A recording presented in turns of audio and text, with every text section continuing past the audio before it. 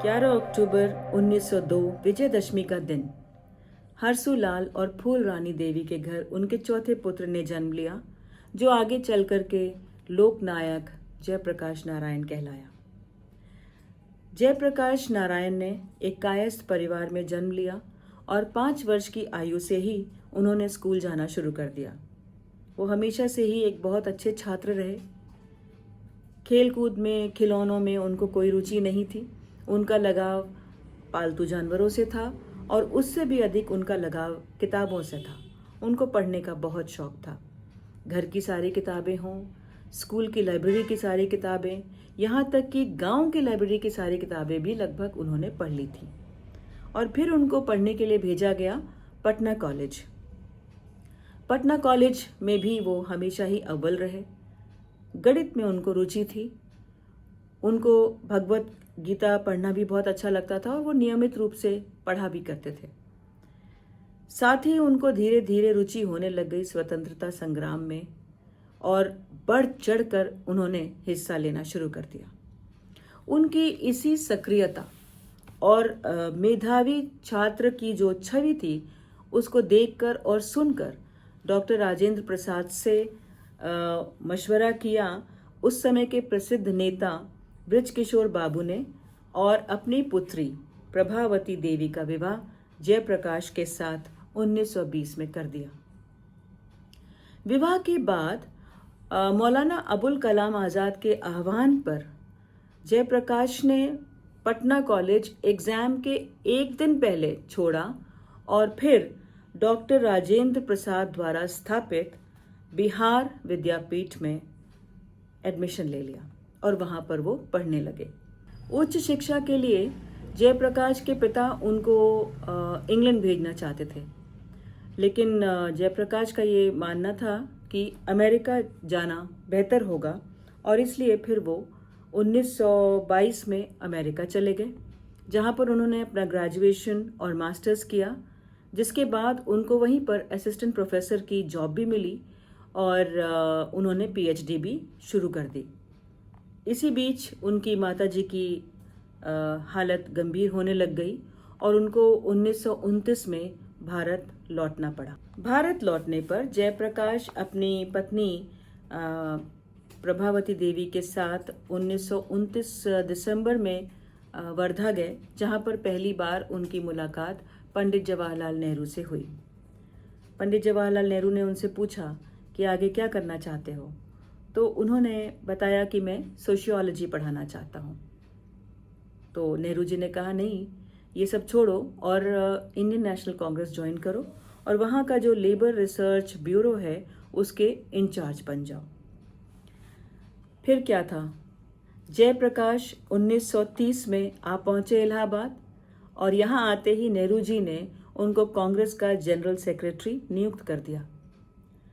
गांधी जी द्वारा शुरू की गई सिविल डिसोबीडियंस मूवमेंट में जब जेपी हिस्सा नहीं ले सके तो उनके मन में काफ़ी अंतर्द्वंद चल रहा था, क्योंकि उसी वक्त उनकी माताजी की हालत बहुत गंभीर थी।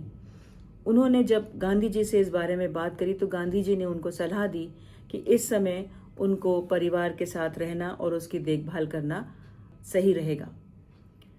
कुछ दिनों बाद जयप्रकाश वापस आए और आंदोलन में हिस्सा लिया और फिर पहली बार 1932 में जयप्रकाश अरेस्ट कर लिए गए।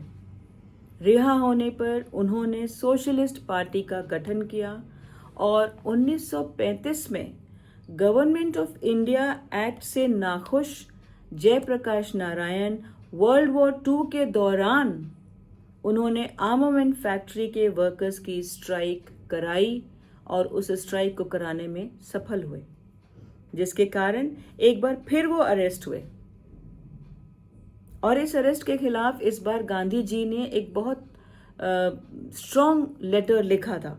जेल में जेपी को पता चला कि कांग्रेस ने वर्ल्ड वॉर II में ब्रिटिश सरकार का साथ देने के लिए हामी भर दी, एक शर्त पर कि वर्ल्ड वॉर II के बाद नई दिल्ली में एक राष्ट्रीय सरकार का गठन होगा। इस बात से जेपी बिल्कुल प्रसन्न नहीं थे। उन्हें बहुत बुरा लगा। दियोली जेल में एक बार वो पकड़े गए अपने मित्रों को चिट्ठी भेजते हुए, और इसके बाद उनको वहाँ से हजारीबाग जेल में डाल दिया गया। जेपी तो जेपी, एक नंबर के पंगा टेकर। 1942 की दिवाली के रात अंग्रेजों की आंखों में धूल झोंक कर जेपी जेल से फरार हो गए और सरकार ने उनके नाम पर 21,000 का इनाम भी रखा।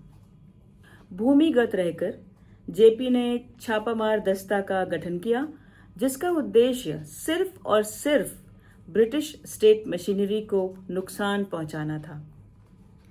1943 में एक बार फिर जेपी अरेस्ट हुए और इस बार उनको लाहौर किले में रखा गया, जहां पर उनको मानसिक और शारीरिक तौर पर काफ़ी यातनाएं दी गईं।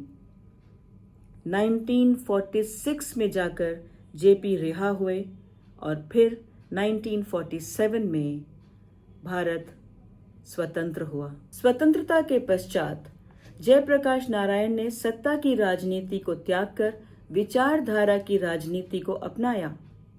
इसी कारण उनको राजनीति का तपस्वी भी कहा जाता है। लोहिया और जेपी कांग्रेस की नीतियों से कभी खुश नहीं रहते थे। उनको ये भी लगता था कि पार्टीशन के लिए उन्होंने इतनी मेहनत नहीं करी थी। स्वतंत्रता मिली थी पार्टीशन के लिए नहीं। और फिर 1948 में उन्होंने सोशलिस्ट पार्टी का गठन किया। उनका ये भी मानना था कि जो भी सरकार है, जो भी पार्टी की सरकार है, उसकी खिलाफत करना देश की खिलाफत करना नहीं होता। एक ऑपोजिशन लीडर का तो काम ही है कि वो खिलाफत करे। 1952 इलेक्शन में सोशलिस्ट पार्टी की हार के बाद जेपी राजनीति से पूरी तरह दूर हो गए और जुड़ गए अनेकों आंदोलन के साथ। सबसे पहले वो जुड़े विनोबा भावे का भूदान आंदोलन, जिसके चलते उन्होंने 7,000 एकड़ भूमि एकत्र कराई थी। 1954 में उन्होंने दलितों और अछूतों का साथ दिया और सर्वोदय आंदोलन की शुरुआत करी। यही नहीं, चंबल घाटी के बागियों का भी उन्होंने सरेंडर कराया। एक बहुत भारी संख्या में बागियों ने सरेंडर किया अप्रैल 1972 में। ये उनका एक बहुत बड़ा योगदान है हमारे समाज के लिए। 1973 अप्रैल में प्रभावती देवी जी का निधन हो गया और उसके बाद जयप्रकाश नारायण जुड़ गए छात्रों के साथ और सरकार के खिलाफ लगे रहे।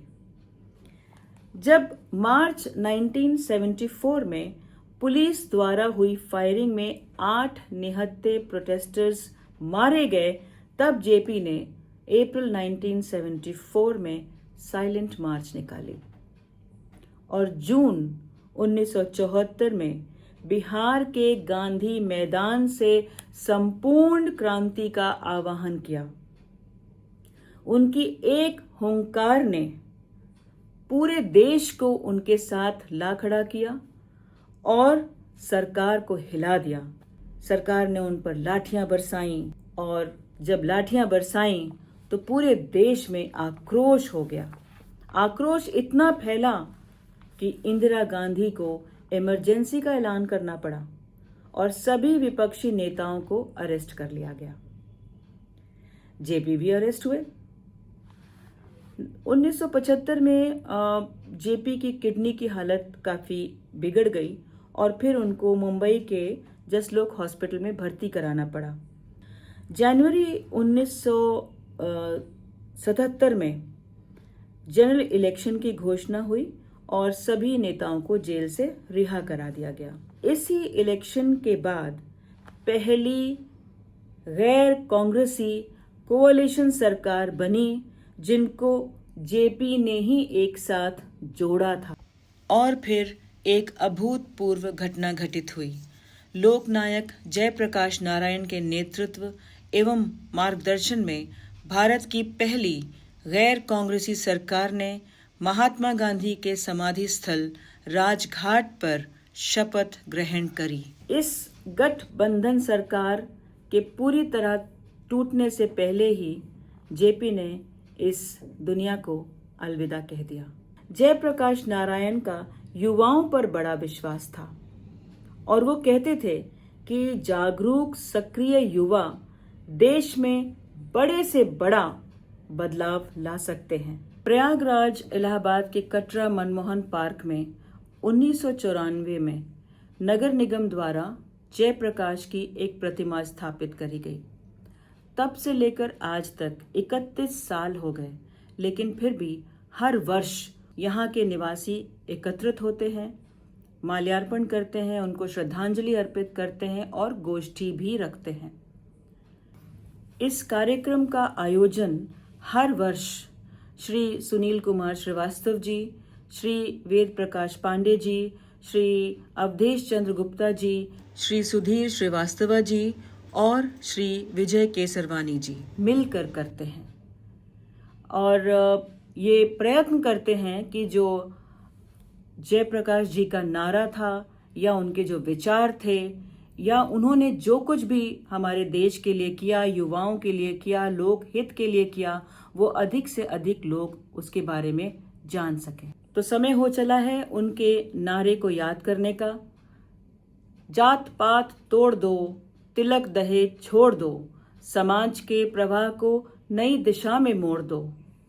जिनका ये नारा था उनका ये भी मानना था कि अपने पराये का भेद मिटाना ही सबसे बड़ा धर्म है।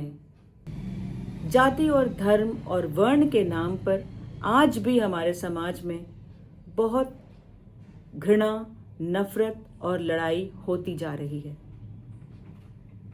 आज भी हमें आवश्यकता है जयप्रकाश जैसे किसी नेता की।